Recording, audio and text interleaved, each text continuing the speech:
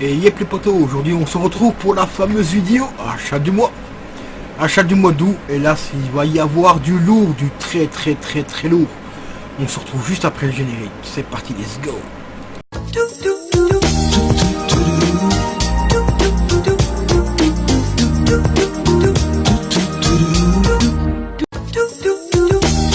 Et heureux les amis, donc on commence par ce magnifique petit Rainbow Six siège. Payé la modique somme de 6 euros. Il me revient à 14 euros avec les frais de livraison. CD en parfait état, je vais vous montrer. Donc il y a la petite notice, enfin, ça on peut appeler ça une notice, il y a que 2 pages. Bon, ici c'est une, vous allez voir, c'est une boîte double, pour la simple bonne raison que en fait le vendeur, quand il m'a envoyé le jeu, me l'a mis dans une enveloppe tout à fait classique, sans protéger le CD. Donc quand j'ai reçu la boîte d'origine, elle était éclatée ici. Il manquait une grosse partie, plus une grosse fente ici dans le coin. Bon bah ça c'est pas forcément de sa faute. Enfin si, c'est un peu de sa faute parce qu'il aurait pu protéger un peu le disque avant de le mettre dans l'enveloppe, mais c'est surtout la faute de la poste, parce que vous savez comment on traite les colis à la poste, hein, comment les colis sont traités à la poste, donc voilà. Mais sinon le disque franchement est en parfait état, il n'y a pas une tache de doigt, rien, pas de griffe, que dalle. Donc il me revient à 15 euros avec les frais de livraison, et franchement il est pas mal. Graphiquement et tout, il reste vraiment super stylé. Mais personnellement, je le préfère sur PC. Voilà, sur PC, il est beaucoup plus fluide, je trouve. Sur PS4, il est un peu figé. Enfin, le gameplay est complètement différent, je trouve, sur PS4 que sur PC. Parce que je l'avais testé en mode en ligne sur PC. Ici, j'ai testé un petit peu le mode carrière, donc je vous invite à aller voir les rediffs. Et un petit peu le mode en ligne, il est vachement plus. Je trouve qu'il est plus chaud sur PS4 que sur PC. Donc voilà. Et on se retrouve tout de suite après pour la suite. Il va y avoir du lourd les gars, du très lourd. Et donc nous voilà pour la suite les gars. J'avais oublié que j'avais aussi reçu ce petit carton qui me vient tout droit de Chine. Alors celui-ci c'est pour un projet que je suis en train de faire. De réparation Xbox 360. Donc il s'agit tout simplement du petit lecteur DVD. Voilà, qui est là. Alors pour ceux qui veulent remplacer leur lecteur DVD éventuellement, eh ben, je vous recommande d'aller sur le site Cdiscount, parce que 16 euros. Voilà, le lecteur DVD officiel, enfin du moins c'est une marque officielle de la Xbox. Ici c'est le... Ah ben il n'a pas la marque évidemment, comme par là. C'est le Litone je crois, la marque de celui-ci. Après il y a d'autres marques hein, aussi, il y a BenQ, je sais qui fait aussi des disques enfin des lecteurs DVD pour Xbox 360 Slim, je précise, c'est pour la Slim. Il y a aussi encore une autre marque, mais je ne sais plus laquelle, enfin bref, bon les principales marques c'est Litone et BenQ. Donc voilà. Donc bah, c'est très classique, hein, vous voyez, vous avez le branchement juste ici pour mettre la fiche SATA. Et à côté c'est le petit branchement d'alimentation typique à Xbox. Par contre gardez bien l'avant, donc le petit plastique qui se met devant, vous avez marqué Xbox dessus, car les nouveaux lecteurs ne sont pas fournis avec ce petit truc. Donc gardez-le bien si vous voulez changer votre lecteur. Moi ici je l'ai gardé heureusement. Donc voilà, donc bientôt il y aura une vidéo où je vais remettre tout simplement le lecteur dans la console et faire un petit test, voir si ça fonctionne et tout. Malheureusement pour l'instant je n'ai pas encore de jeu Xbox 360. Donc il faudra attendre un petit peu pour que je fasse un test de ce petit lecteur. Bon, ici c'est un lecteur quand même de qualité chinoise. Parce que vous voyez ici, je sais pas si on verra bien la cam, mais ici tout autour vous avez un liseré de mousse. En fait le vrai normalement c'est une espèce de caoutchouc, enfin un plastique un petit peu caoutchouteux. Et ici c'est vraiment un bel truc de mousse qui est tout plat. Franchement qui est pas solide du tout, regardez on appuie dessus, le doigt renfonce dedans. Donc c'est vraiment de la qualité chinoise, mais bon, pour 16 euros, on va pas se plaindre. D'ailleurs, j'ai bientôt commandé aussi une alimentation pour PS3 Slim, au même prix, 16 euros aussi, parce que ma PS3 commence à surchauffer au niveau de l'alimentation. Donc je compte la changer et c'est 16 euros aussi, donc voilà. Livraison gratuite. Bon après il faut attendre pas mal de temps pour l'avoir. Ici j'ai attendu à peu près 25 jours pour le recevoir. Mais il est franchement en relativement bon état. Le petit truc qui fait bien marrer ici, c'est le petit autocollant qui est juste là. Voilà, bon ça brille un peu donc vous ne ratez pas. Voilà, oh, c'est marqué original. Dessus en fait c'est un autocollant qui est complètement fake. Mais c'est marqué original, en fait ça fait office de garantie pour voir si le lecteur a été ouvert ou pas. Mais c'est bien marrant que les petits chinois nous mettent un petit autocollant où c'est marqué original, alors que le lecteur ici n'est pas du tout original à la Xbox. Même si c'est vraiment la marque, quand vous le commandez c'est bien marqué Lituan et tout. Et quand on reçoit le lecteur, il n'y a pas de marque. Voilà, c'est un no-name tout simplement. Bon après le modèle correspond bien à la Xbox, hein, vous voyez. Vous avez le modèle qui est juste ici, voilà. Désolé pour le focus, voilà. Donc le DG16 D4S. Donc voilà, c'est bien le lecteur officiel donc Xbox, enfin du moins le modèle. Donc voilà. Donc maintenant je vous retrouve pour la suite. Et les amis, donc voilà pour la suite donc des achats du mois. Pour 3,90 € le petit Homefront The Révélation. C'est un jeu qui n'est pas très cher, mais graphiquement, gameplay, tout ça, il est vraiment moyen. Il est vraiment très moyen. Déjà rien qu'au niveau de des VF, hein, de la VF, vous allez voir, la VF ne correspond même pas au personnage quand il parle et tout. Vous allez voir les lèvres. Le personnage continue à parler alors que la voix française a déjà terminé les phrases qu'il dit et tout. Le gameplay est un petit peu moyen. Graphiquement il est quand même relativement moyen, surtout pour un jeu qui pèse quand même 35 Go. Voilà. Mais bon, après le mode histoire, voilà. Je vous recommande de le prendre quand même pour le mode histoire, parce que le mode histoire est juste oufissime. Comme il est marqué derrière, les États-Unis sont à genoux, et c'est vraiment le cas. L'histoire se passe sur une grande période, et le jeu commence lui en réalité à partir de 2025. Franchement l'histoire est vraiment pas mal. Le jeu est bon juste pour le mode histoire, mais après si on oublie un petit peu les bugs au niveau du gameplay et les graphismes un peu moyens, franchement le jeu est pas si mal que ça. Mais je vous recommande quand même vivement Homefront sur PS3. Celui-là il est juste oufissime. Pour ceux qui ont la PS3, prenez-le parce que Homefront sur PS3 c'est une tuerie. Celui-ci en fait c'est tout simplement c'est une suite en fait, hein, tout simplement. Une suite qui n'est pas tout à fait une suite, on peut faire ça comme ça, mais franchement celui-là sur Rakuten 5-6 €, vous pouvez vous choper un petit jeu PS3 qui reste quand même assez sympa à jouer. Et le deuxième petit jeu que j'ai rentré pour mon anniversaire, donc c'est une amie qui me les a offert, donc Homefront et le FIFA 19, donc encore un grand merci, petite dédicace à Bloody Darkness. Voilà, elle m'a offert aussi le petit FIFA 19. Il n'y a pas grand chose à dire sur FIFA 19, hein, tout le monde connaît les FIFA. Personnellement, celui-ci, il n'y a pas grand chose qui a été amélioré par rapport au 17 et au 18. C'est un peu malheureux, je trouve que FIFA se repose un petit peu sur leur laurier. Ce que je trouve cool, c'est qu'il y a toujours le mode aventure avec Alex Hunter, donc là aussi on va faire une petite carrière par rapport à sa sœur et tout.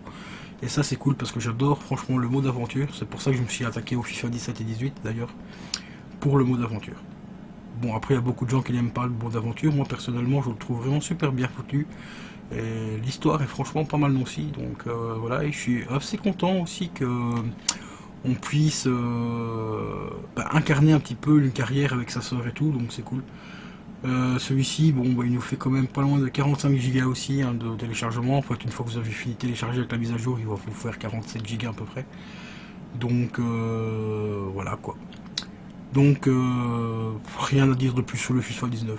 Hâte de tester le FIFA 20, parce que pour ceux qui savent ou qui savent pas justement, dans le FIFA 20 ils vont remettre enfin le FIFA Street.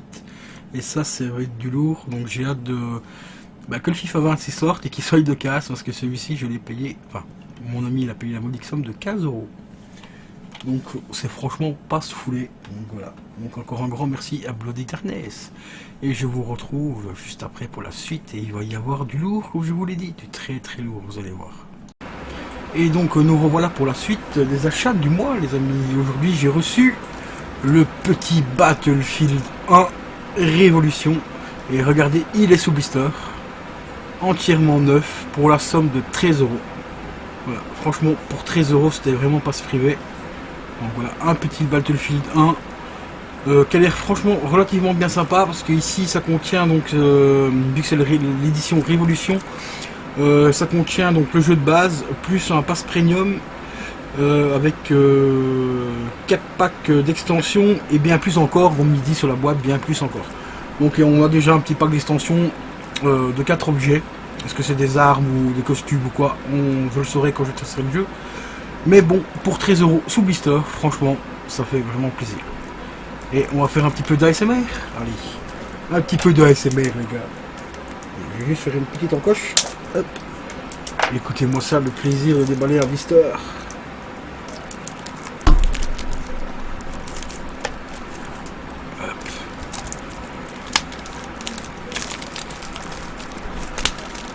Je me mets bien près du micro.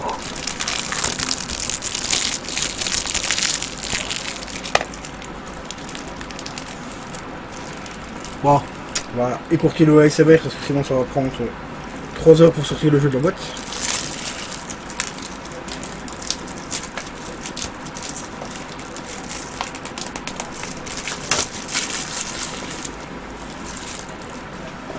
Voilà, voilà. Et encore à chaque fois, les grosses maladies des jeux, quand c'est envoyé par la poste, eh ben ils sautent de la boîte. Là, ils ont tendance à ressortir de la boîte, mais comme vous voyez, il est entièrement neuf de chez neuf. Hein. Donc voilà. Donc il y a bien effectivement un code. Utilisez votre code, vérifiez. Donc il y a.